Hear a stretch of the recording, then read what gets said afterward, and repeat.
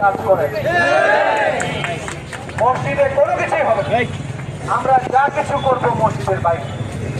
আমরা মসজিদের কমিটি করবো, আলাদা করে বসবো, বসে সবার সাথে কথা বলবো, কথা বলে সজ্জন ব্যক্তি, সবার কাছে গ্রহণযোগ্য ব্যক্তি, সভাপতি সেক্রেটারি থেকে শুরু করে সবাইকে আমি নিজে এই মুহূর্তে সভাপতি আছি, কিন্তু আমার সভাপতি থাকার কোনো ইচ্ছা নাই। আমি আপনাদেরকে বলছি, আমি চাচ্ছি যে এখানে একটা সবার কাছে গ্রহণযোগ্য একটা কমিটি আমরা এখানে করে দিই।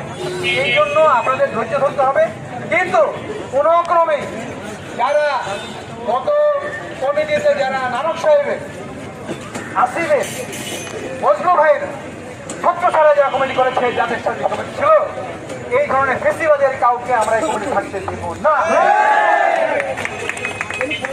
আমরা এমন কিছু লোককে আনতে চাই সবার কাছে যেন গ্রহণযোগ্য হয় এবং